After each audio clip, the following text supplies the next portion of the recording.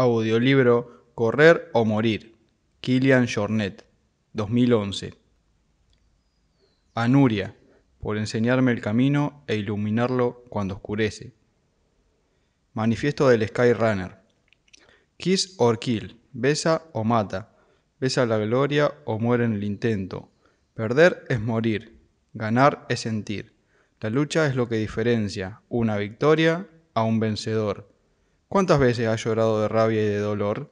¿Cuántas veces has perdido la memoria, la voz y el juicio por agotamiento? ¿Y cuántas veces en esta situación te has dicho, otra vez, un par de horas más, otro ascenso? El dolor no existe, solo está en tu mente. Contrólalo, destrúyelo, elimínalo y sigue. Haz sufrir a tus rivales, mátalos. Soy egoísta, ¿verdad? El deporte es egoísta, porque se debe ser egoísta para saber luchar y sufrir, para amar la soledad y el infierno, detenerse, toser, padecer frío, no sentir las piernas, tener náuseas, vomitar, dolor de cabeza, golpes, sangre. ¿Existe algo mejor? El secreto no está en las piernas, sino en la fuerza de salir corriendo cuando llueve, hace viento y nieva, cuando los relámpagos prenden los árboles al pasar por su lado, cuando las bolas de nieve o las piedras de hielo te golpean las piernas y el cuerpo desnudo contra la tormenta y te hacen llorar y, para proseguir, debes enjuagarte las lágrimas para poder ver las piedras, los muros o el cielo. Renunciar a unas horas de fiesta, a unas décimas de nota, decir no a una chica, a las sábanas que se te pegan en la cara, ponerle huevos y salir bajo la lluvia, hasta que te sangren las piernas debido a los golpes que te has dado al caer al suelo por el barro, y levantarte de nuevo para seguir subiendo, hasta que tus piernas griten a pleno pulmón ¡basta!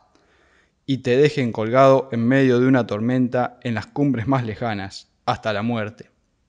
Las mallas empapadas por la nieve que arrastra el viento y que se te pega también en la cara y te hiela el sudor. Cuerpo ligero, piernas ligeras, sentir cómo la presión de tus piernas, el peso de tu cuerpo, se concentra en los metatarsos de los dedos de los pies y ejerce una presión capaz de romper rocas, destruir planetas y desplazar continentes. Con ambas piernas suspendidas en el aire, flotando como el vuelo de un águila y corriendo más veloces que un guepardo, o bajando, con las piernas deslizándose por la nieve y el barro, justo antes de impulsarte de nuevo para sentirte libre para volar, para gritar de rabia, odio y amor en el corazón de la montaña, allá donde solo los más intrépidos roedores y las aves, agazapados en sus nidos bajo las rocas, pueden convertirse en tus confesores. Solo ellos conocen mis secretos, mis temores, porque perder es morir. Y uno no puede morirse sin haberlo dado todo, sin romper a llorar por el dolor y las heridas. Uno no puede abandonar. Hay que luchar hasta la muerte, porque la gloria es lo más grande, y solo se debe aspirar a la gloria o a perderse por el camino habiéndolo dado todo. No vale luchar, no vale sufrir, no vale no morir. Ha llegado la hora de sufrir, ha llegado la hora de luchar, ha llegado la hora de ganar. Besa o mata. Estas eran las palabras que, durante aquellos años, colgados en la puerta de un viejo apartamento, leía todas las mañanas antes de salir a entrenarme. Capítulo 1. ¿Qué quieres ser de mayor? Contador de lagos. Yo de mayor quiero ser contador de lagos. La profesora apartó la mirada de la pizarra donde confeccionaba una lista con las profesiones que los niños de la clase deseábamos ser de mayores y la dirigió hasta mi mesa. Sí, contador de lagos, pero solo quiero contar cuántos hay. Yo iré por el monte y cuando encuentre un lago miraré cuán profundo es lanzando una piedra en mitad del agua atada a una cuerda. Miraré cuántos pasos mide de longitud y de anchura. Los ríos que llegan a él, de dónde vienen, y los que del lago salen y hacia dónde van. Miraré si hay peces, o ranas, o renacuajos, y si el agua está limpia o no. Rosa me miró aún con mayor asombro, puesto que no es el trabajo más común que suelen desear los niños de 5 años, pero yo estaba convencido de ello, era mi destino. Entre esto y el hecho de que, durante todas las ascensiones y excursiones que realicé desde que tengo conciencia, siempre regresaba a casa con al menos una piedra del pico o punto más alto que habíamos alcanzado, una costumbre que todavía hoy conservo. Colecciono piedras de todas las clases y colores, volcánicas del Kilimanjaro, de la Garrotxa, granitos de los Pirineos y de los Alpes, ocres de Marruecos y de la Capadocia, azules de Ercilles, losas del Cerro Plata. Creo que estaba predestinado a ser geógrafo o alguna profesión similar, predestinado a descubrir las entrañas de la tierra buscando piedras en todas las cumbres y cuevas, a conocer sus paisajes y a develar cómo había sido capaz de erigir unas construcciones tan complejas como las cordilleras, con sus montañas, los valles, los lagos. Y cómo todo eso, de una u otra manera, funcionaba a la perfección cual reloj suizo, sin que nada ni nadie, ni siquiera los hombres más poderosos, pudieran detener su ritmo vital. Creo que aquella fue de las pocas veces que he dicho yo quiero ser. Siempre he sido más bien una persona de aquellas que dice intentaré. He sido una persona tímida. Siempre he pensado que hay que dejar que transcurra el tiempo, que al final las cosas se pongan en su sitio, y al tiempo fue colocando mi destino en el lugar que le correspondía. Mi infancia fue la de un niño normal. Me pasaba el tiempo fuera del colegio, jugando alrededor de la casa de mis padres, solo, con mi hermana o con mis amigos del colegio, que venían a pasar alguna tarde. Jugábamos al escondite, a pillarnos, construíamos cabañas y fortalezas y transformábamos el entorno en parajes imaginarios, de imágenes, de cómics o películas. Jamás he sido una persona de aquellas que se encierran en su casa, y tuve la fortuna de que mis padres vivían en un refugio de montaña, donde mi padre trabajaba de guarda, situado a 2000 metros de altitud, en la vertiente norte de la Cerdaña, entre picos fronterizos con Francia y Andorra. Mi terreno de juego nunca ha sido una calle o un patio. Han sido los bosques del Cap del Rec, las pistas de esquí de fondo y las cumbres de la Tosa Plana, la Muga, el puerto de Perafita. Allí fue donde empecé a descubrir el fascinante mundo de la naturaleza. Al volver del colegio, aún no habíamos dejado las mochilas en el comedor y ya estábamos fuera, encaramándonos sobre las rocas o colgados de la rama de un árbol en verano, o brincando por campos cubiertos de nieve con los esquí de fondo en invierno. Todas las noches, antes de acostarnos y con el pijama puesto, mi hermana, mi madre y yo salíamos a dar un paseo por el bosque a oscuras, sin frontal. Evitábamos los caminos y así, poco a poco, cuando nuestros ojos se adaptaban a la oscuridad y nuestros oídos al silencio, eran capaces de escuchar cómo respiraba el bosque y de ver el terreno a través de los pies. El frontal es la luz que te pones en la cabeza. Tenemos el sentido de la vista sobrevalorado y cuando carecemos de él nos sentimos desprotegidos e indefensos ante los peligros del mundo. Sin embargo, ¿qué peligro puede esconder un bosque pirenaico por la noche? En realidad, los únicos depredadores naturales, lobos y osos, escasean desde hace años. En cuanto a los demás animales, ¿qué peligro puede suponer cruzarse con un zorro o una liebre para un animal de 10 o 15 veces mayor? Y los árboles, con el oído aprendes a escuchar, como el viento mece sus hojas y así los puedes ver. Y el terreno, los pies nos indican si hay ramas, hierba, barro o agua, si sube o baja, o si de repente viene un desnivel. Y así fueron pasando rápidamente los años, entre juegos alrededor del refugio y excursiones los fines de semana y durante las vacaciones. Siempre que gozábamos de 2 o más días, los aprovechábamos para ir a explorar un monte nuevo. Cuando ya andábamos, empezábamos a subir las montañas que nos quedaban más cerca, los picos próximos al refugio, y progresivamente fuimos buscando nuevas aventuras más lejos. Con 3 años había coronado ya la Tosa Plana, el Perafita y la Muga. Y en cuanto a las cumbres del Aneto, con 6 años hice mi primer 4000 y con 10 completamos la travesía de los Pirineos en 42 días. Pero jamás hacíamos estas excursiones siguiendo los pasos de nuestros padres. Cierto que eran ellos quienes nos llevaban hasta la cima y nos guiaban, pero éramos nosotros los que debíamos descubrir el camino y buscar las señales y entender por qué el camino transcurría por aquí y no por allí. No éramos simples observadores de lo que ocurría en nuestro entorno, sino que el monte adquiría un significado más amplio que el del terreno de ocio. Era un terreno con vida que debíamos conocer para poder desenvolvernos por él con seguridad, para poder interpretar y prever sus peligros. En fin, teníamos que adaptarnos al terreno en el que habíamos nacido. Y así fue como nuestros padres nos enseñaron a amar la montaña, haciendo que nos sintiéramos parte de ella. Porque en el fondo, una montaña es como una persona. Para amarla, primero hay que conocerla. Y una vez conocida, puedes saber cuándo está enfadada y cuándo está contenta, cómo tratarla, cómo jugar con ella, cómo cuidarla cuando le hacen daño, cuándo es mejor no molestarla. Pero la diferencia con cualquier persona es que la montaña, la naturaleza, la tierra, es inmensamente mayor que tú.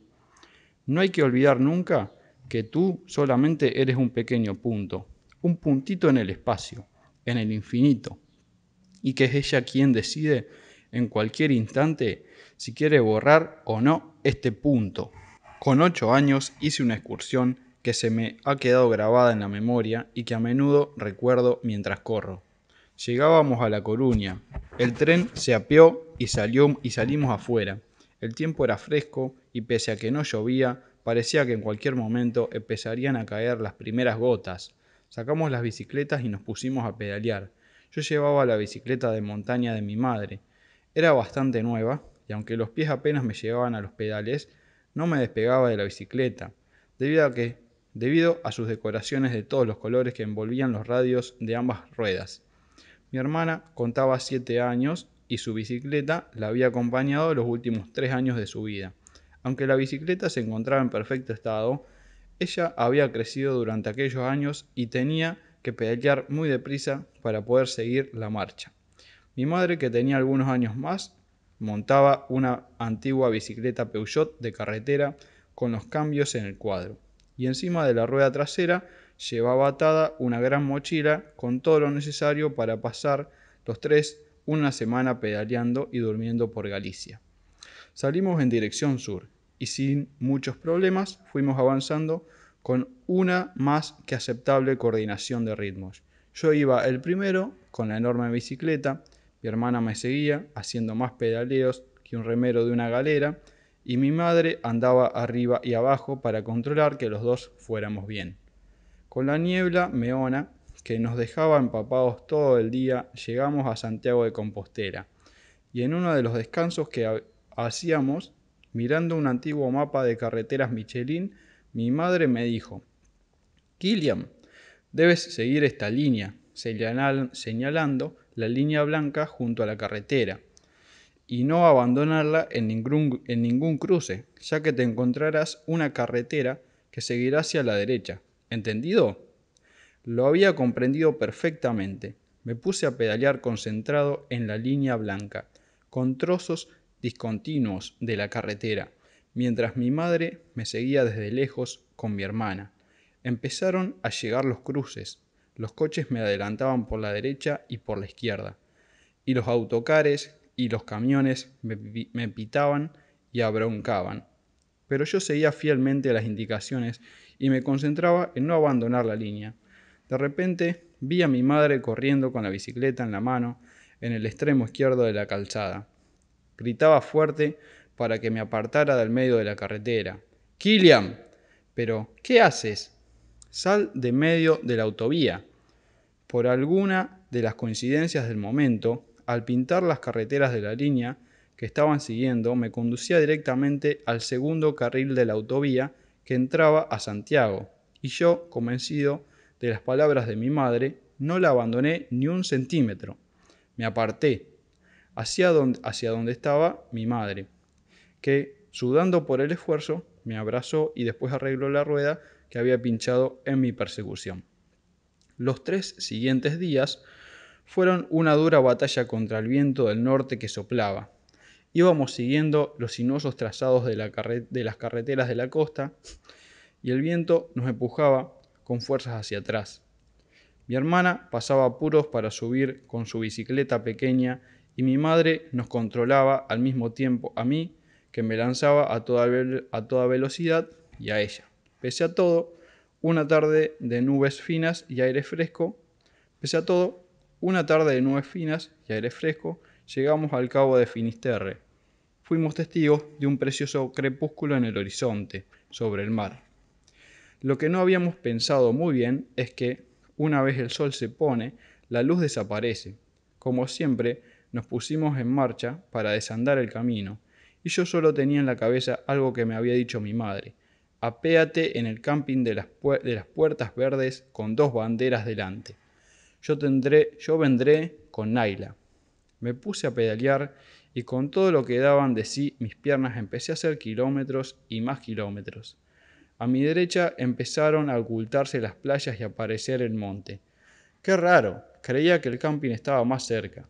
Iba pensando a medida que la noche se tornaba más negra y la carretera se empinaba cada vez más. Llegué al puerto y empecé a descender hacia el otro lado. Frente a mí y a mano derecha no se veía ninguna luz ni indicio de que existiera un camping más adelante. De repente, después de una curva, vi cómo me adelantaba un auto rojo y se detenía delante de mí. De la puerta del conductor bajó un hombre bajo y redondo que no paraba de reír. Al poco, de la otra puerta salió mi madre, todavía con los zapatos de ir en bicicleta. ¿Es que no has visto el camping?, me riñó. No, no estaba. He visto playas y después montañas, dije, pensando en todas las que había visto desde que había empezado a pedalear. ¿Y a la izquierda?, me dijo mirándome atónita. Me sentí estúpido. Había un 50% de posibilidades de que el camping estuviera en el lado izquierdo de la carretera, pero yo en ningún momento lo consideré. Sonreí, riéndome de mí mismo, y subí al coche con el propietario del camping, que nos condujo hasta la tienda donde mi hermana nos estaba preparando la cena. Al día siguiente nos levantamos para llegar a La Coruña aquella misma tarde, ya que debíamos coger el tren de regreso a Puigcerdá el día siguiente a primera hora. En esta ocasión salimos todos juntos para evitar más incidentes. Pero en la última rampa, antes de llegar a la ciudad, la bicicleta de mi madre dijo basta, que ya había vivido muchas batallas y la cadena y los cambios se bloquearon. Como entre más de 20 kilos que llevaba en la mochila, no habíamos previsto nada para reparar las bicicletas. Tuvimos que acudir a una pequeña tienda del pueblo más cercano a comprar aceite. Después de hacer muchas pruebas y mover todo lo que podíamos mover con las manos, logramos desbloquear la cadena, pero la bicicleta se quedó con el piñón fijo. Con mi madre, para bajar, no podía poner los pies en los pedales, si no quería que sus piernas parecieran una lavadora haciendo un programa de secado express. Se puso delante con las piernas encima del manillar y nosotros detrás para vigilar que no ocurriera ningún incidente. Pasamos aquella noche en un hostal en el centro de la ciudad y a la mañana siguiente salimos muy temprano a buscar el tren. En el viaje de ida habíamos tenido problemas para llevar las bicicletas y por eso esta vez fuimos previsores y las empaquetamos en el hotel. No teníamos funda ni cartones y las tuvimos que meter dentro de los sacos de dormir. Este sistema tan estudiado tenía el único problema de transportar las bicicletas hasta la estación, ya que mi hermana y yo éramos incapaces de levantar aquellos bultos que eran más grandes que nosotros. El sistema que pensamos fue el siguiente. Yo iba con mi madre, con una bicicleta hasta la mitad del trayecto y me quedaba esperando con el paquete. Ella iba a por la otra bicicleta y con 2 viajes regresaba con la bicicleta y con Naila. Y así otra vez desde el centro hasta la estación. Mi bondad y la de mi hermana nos privaron de ganarnos nuestro primer sueldo.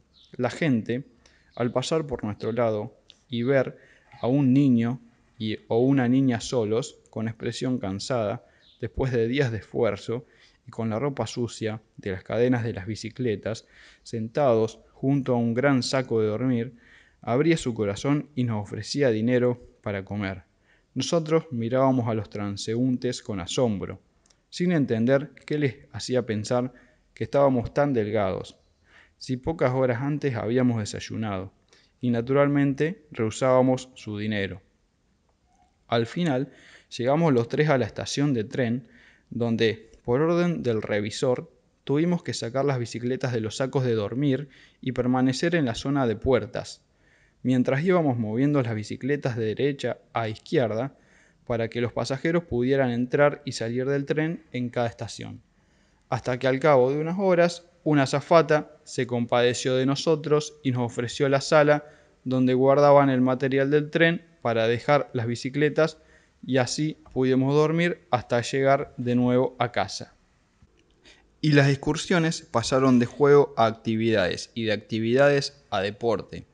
Y la competición llegó con el ingreso al instituto, ya que me inscribí en el Centro de Tecnificación de Esquí de Montaña para sacar toda la energía que albergaba dentro.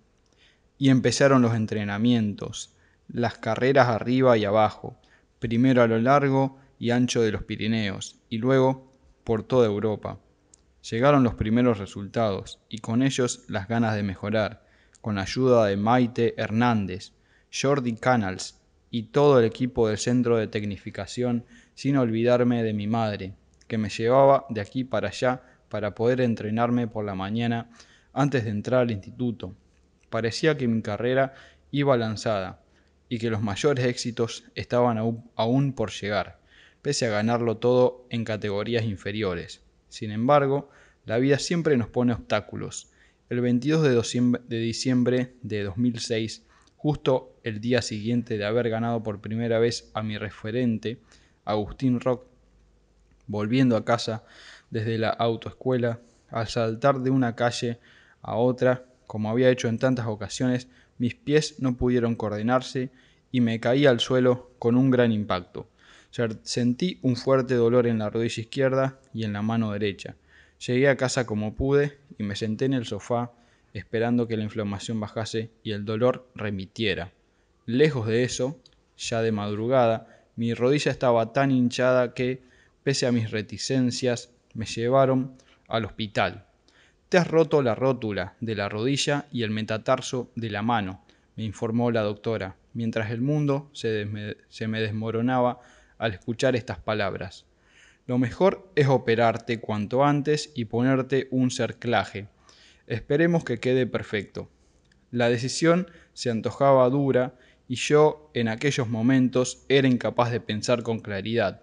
Me encontraba en el mejor estadio de mi corta carrera deportiva, en el mejor estadio de mi carrera deportiva, y con solo 18 años no intuía ninguna salida posible. Mi carrera había terminado. ¿Me iba a recuperar de aquella lesión? Seguramente podría volver a practicar deporte, pero ¿podría recuperar el nivel que con tanto esfuerzo había alcanzado? Quería saberlo y cuanto antes. En mi cabeza no cabía pasarme un año sin competir, sin entrenarme, sin practicar el deporte que iba a hacer. Mi mente andaba muy ocupada planteándose preguntas y buscando sus respuestas mientras me colocaban un cerclaje alrededor de la rótula. Debía buscar otras soluciones, en el caso de que no pudiera volver a la competición al más alto nivel. Tenía que buscar otras motivaciones y objetivos por los que luchar. De ese modo, dediqué los 3 meses que pasé con la pierna escalollada a encontrar toda la información posible acerca del esquí de montaña. Busqué estudios y test de técnica que se habían realizado en esquí de fondo para su aplicación a mi deporte.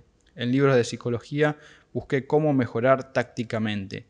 Me pasaba las noches frente al ordenador navegando entre páginas web de fisiología y estrategia deportiva con el fin de profundizar en el conocimiento de mi cuerpo, sorteando las noches en vela con demasiadas preguntas sin respuesta.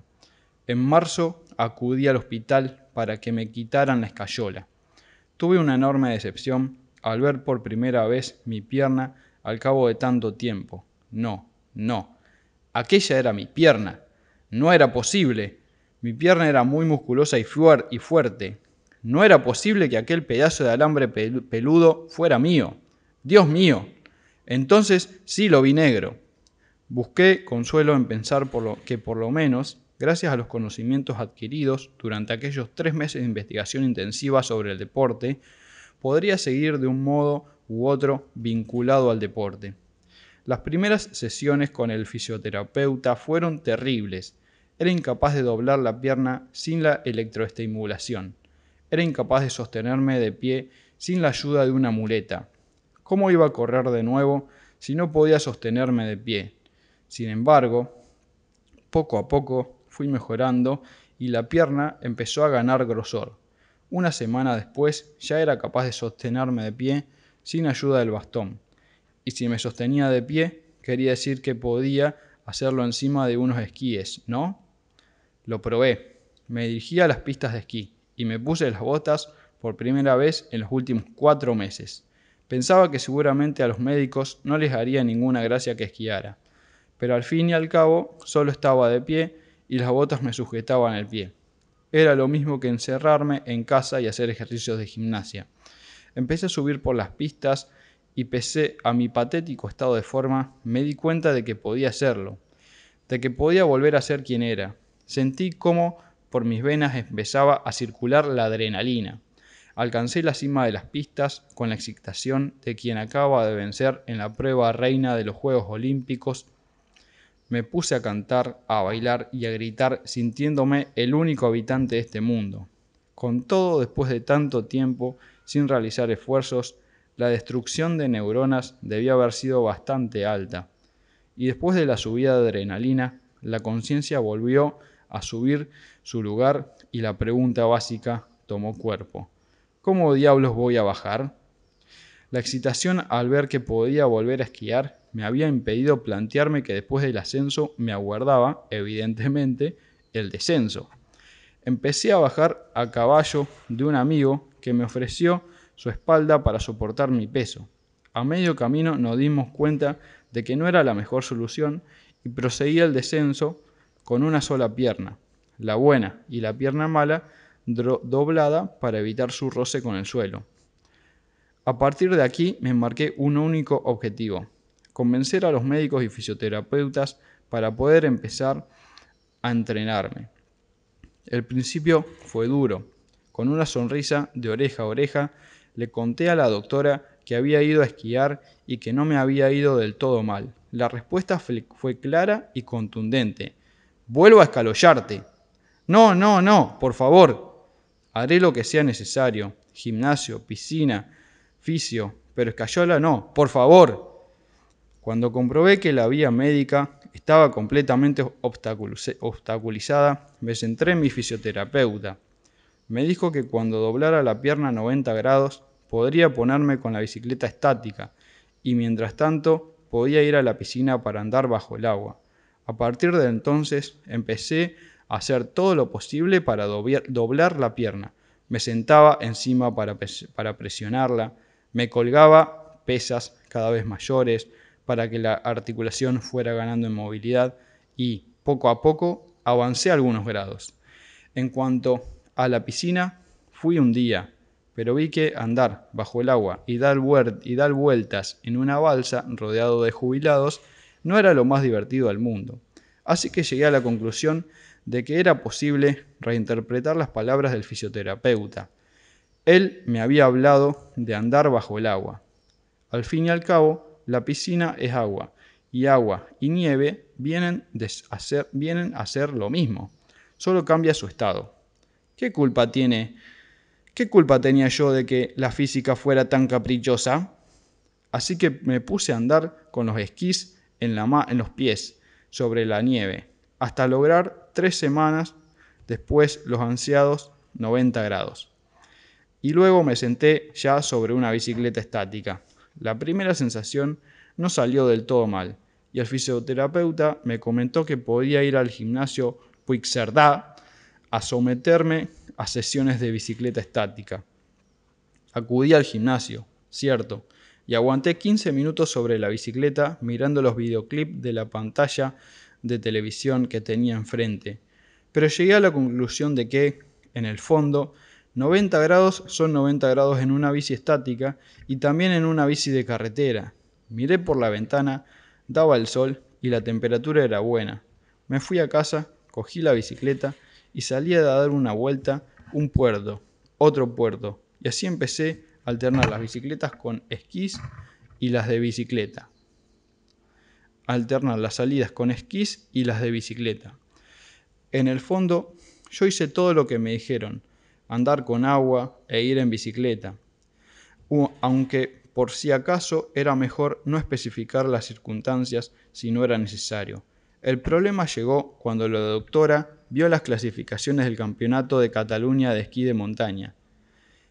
Es que como estaba al lado de casa, me acerqué para ver el ambiente y como el año pasado me fue bien, resulté que tenían un dorsal para mí. Y yo no sé decir que no, y no pude oponerme. Salí con tranquilidad, sin intención de completar la carrera. Pero es que era más fácil terminarla que tener que subir hasta allí en coche, porque las carreras son muy malas. Pero solo bajé con una pierna, ¿eh? Tuve mucho cuidado y no la forcé mucho, le respondí con la cabeza gacha, pero insinuando una sonrisa que me delataba. Bueno, de todos modos, como no hay nada que hacer, continuó, por lo menos ve con cuidado de no caerte hasta que te quitemos los hierros de la rodilla. Y con carta blanca empecé a entrenarme como un condenado y poco a poco fui recuperando el nivel que tenía antes de la desgraciada caída e incluso lo superé. Llega un día en la vida en que debes decidir qué tren quieres tomar y una vez en él no puedes pensar lo que ocurrirá si tomarás otro. Hay que disfrutar a tope y aprovechar al máximo todo lo que nos ofrece en su interior. No podemos conocer qué esconden los demás trenes, aunque nos despertemos muchas noches soñando que eran mejores. En realidad, la perfección solo existe en nuestro interior, en lo que creemos nosotros que es perfecto. Todos los caminos nos conducirán a un lugar distinto, pero serán nuestros pasos los que nos van a permitir encontrar más o menos chispas de felicidad en cualquiera de ellos. La decisión está tomada. Es a los 18 años cuando debes empezar a elegir la vida, elegir un trabajo, una carrera, una familia, la comida de la nevera, un coche, un piso donde vivir, una cuenta en el banco, si quieres tener animales, la colcha, los muebles de la cocina, los cubiertos y las servilletas. Elegir el canal de televisión que quieres ver, escoger el contrato de teléfono móvil, elegir qué quieres almorzar, cómo matar el tiempo las tardes de domingo, elegir el futuro, elegir la vida. No, yo no elegí todo eso, yo elegí otra vida. Vivía en un estudio de 18 metros cuadrados en el Gran Hotel de Font-Romeu. Compartía piso con un amigo, aunque solía haber más de 5 o 6 personas durmiendo en el suelo. Se encontraba en la planta baja del enorme edificio de principios del siglo que domina la espalda de Font-Romeu. La habitación estaba a la derecha del gran hall, donde había unas grandes escalinatas en forma de caracol con barandillas de mármol, rememorando sus tiempos de esplendor de la burguesía francesa. Aunque ahora, vacío y oscuro, se parecía más a una imitación del hotel de El Esplendor. La puerta de la habitación estaba hecha de madera gruesa, revestida con una capa de pintura de un color inapreciable, que empezaba a cuartearse. Las más de 50 puertas con que contaba el ala del edificio se distinguían solamente por la cerradura y por una pequeña placa de aluminio dorada donde se podía leer 18. Repintado con rotulador. Una vez dentro, a mano izquierda, había un inodoro separado por una puerta corredera y a la derecha un baño con un lavabo, un espejo y una pequeña bañera en la que solo se cabía de pie. La habitación tenía forma cuadrada y medía unos 18 metros cuadrados. Gozaba de una sola ventana y que, eso sí, cubría toda la fachada norte y a menudo permanecía semiabierta, en previsión de lo que no pocos días que regresábamos a casa y nos encontrábamos con las puertas estaban cerradas, habiendo perdido las llaves quién sabe dónde. El suelo estaba cubierto por una gruesa moqueta azul cortada por nosotros mismos, y el único mueble que existía era una litera junto a la pared de la izquierda. A mano derecha se encontraba la cocina, con 3 fuegos y un horno, donde guardábamos 2 casos, una paella y una plancha. Al lado de los fogones se apilaban un paquete de cereales de chocolate, 5 paquetes de galletas, 2 paquetes de medio kilo de espaguetis y 3 de macarrones, un bote de sal y uno de orégano, una botella de aceite. La pequeña nevera raramente estaba llena. 2 botes de tomate frito, un paquete de kilo de queso rallado y una porción de 3 kilos de queso Beaufort. De estos alimentos se componía nuestra dieta. De hecho, lo normal era preparar un cazo de pasta con tomate frito e ir recalentándola al regresar del entrenamiento. Ellos comían esto porque tenía muchos carbohidratos. Cuando empezábamos a desfallecer, aguantando hasta donde nos permitían. De hecho, lo normal era preparar un cazo de pasta con tomate frito e ir recalentándola al regresar del entrenamiento, cuando empezábamos a desfallecer, aguantando hasta donde nos permitían nuestras fuerzas. Lo importante era consumir cuantas más calorías mejor, para poder aguantar corriendo el máximo tiempo posible.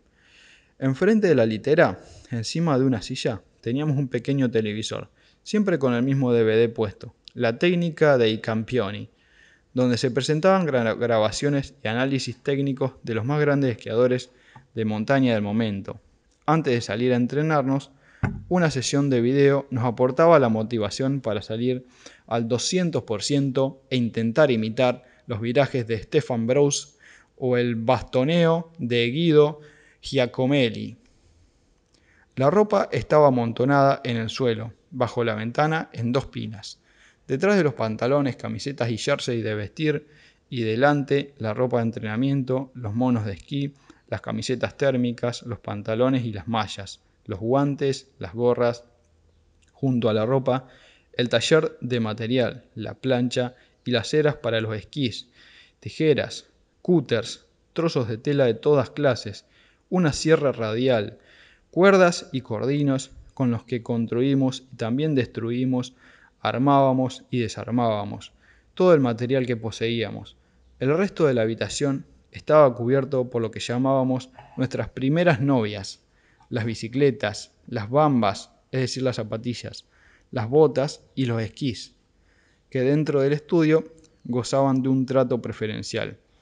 En las paredes colgábamos un póster de la 20ª edición de la Pierra Menta, una carrera de esquí de montaña por equipos de 2 personas que duraba 4 días y es conocida como el Tour de Francia del esquí de montaña. Esto es como tener un faro que te motiva a vos en tu entrenamiento. La 20ª edición de la Pierra Menta, que es como el Tour de Francia del esquí de montaña, es la carrera que habían ganado los más grandes corredores de la historia. La carrera que había que correr como mínimo una vez en la vida y con la que soñábamos todos los días al entrenarnos, al dormir, al comer. Dentro de la puerta de entrada habíamos colgado el manifiesto del Skyrunner, el escrito que nos daba fuerzas para aguantar al mismo tiempo corriendo cuando la meteorología nos era adversa. Así, dentro de estas paredes y con muchas ganas de destrozar nuestros cuerpos a bases de horas y más horas de entrenamiento, nació la Fenris Factory, un grupo de amigos con 2 ideas en la cabeza: metros y más metros. Lo demás no importaba. Daba igual dónde y cómo dormir, qué comer o, si era preciso, no comer. Lo importante era entrenarse y competir al máximo. Recuerdo haber salido de casa en bicicleta y, con los esquís atados en la mochila, recorrer 60 kilómetros para llegar a la nieve, esquiar hasta el atardecer y regresar de noche, con la luz del frontal helado. El frontal es la luz que te pones en la cabeza. Recuerdo haber plantado la tienda en el aparcamiento de Astún la noche anterior a una carrera y habernos levantado a menos 15 grados, sin poder desmontar la tienda al haber quedado adherida en el hielo del suelo. Antes de participar en los campeonatos de España, recuerdo un sinfín de noches de sábado durmiendo en los asientos del coche o en el maletero con un saco de dormir para poder competir el domingo. Todas nuestras vidas giraban en torno a la competición. Dormíamos y comíamos lo justo para poder entrenarnos y nos entrenábamos al máximo para poder competir e intentar obtener los mejores resultados posibles. La totalidad de nuestros ingresos que se limitaban a las becas por resultados y a los premios de las carreras se destinaban a pagar el piso y a comprar el mejor material, que después destruíamos en nuestro taller para dejarlo lo más ligero posible, con las evidentes consecuencias. Íbamos cambiando de tienda para comprar las botas, puesto que nos daba ya vergüenza entrar por cuarta semana consecutiva a comprar otro par de botas. El punto culminante llegó en marzo, cuando, sin luz en el estadio, al considerar que era más importante contar con un buen par de bastones que disponer de luz, un miércoles estábamos en el suelo de la habitación Álvaro, mi compañero de piso y de carreras y yo, con los 200 euros del alquiler de aquel mes desperdiados por la moqueta, cuestionándonos si era más o menos importante entregárselos a Madame Levy, la propietaria, o invertirlos en partir aquella misma tarde hacia Areches Beaufort, que para nosotros en aquel momento era el centro del mundo y el lugar donde el día siguiente empezaba la Pierra Menta. Huelga decir que ambos sabíamos hacia dónde se iba a decantar la balanza y al cabo de pocos minutos acabamos ya cargando la Peugeot Partner blanca con las maletas y los esquís. Recogimos a Naila, mi hermana, y a Mireia, mi mejor amiga, que formaban un equipo y nos lanzamos por la A9 para entrar a Areches 7 horas más tarde. Allí empezó la odisea, la de convencer a la organización que nos dejaran correr. Evidentemente, las inscripciones de la carrera iban muy buscadas y, pese a correr en la categoría junior, las plazas eran limitadas y hacía tiempo que se había cerrado el cupo. Pero no perdimos la esperanza y después de horas corriendo de aquí para allá y hablando con todos los organizadores, conseguimos un dorsal. Un dorsal de la Pierra Menta. Aquí empezaba nuestro sueño. Pernoctamos en la habitación de las chicas, puesto que nos habíamos gastado los 200 euros en la inscripción, y ya no podíamos permitirnos derrochar más dinero en un hotel. La carrera fue genial. Un ambiente increíble, buenas sensaciones, una victoria el domingo y un segundo puesto en la general de jóvenes y sobre todo una gran dosis de adrenalina al levantarnos aquella mañana sabiendo que aquel día solamente importaba una cosa, competir.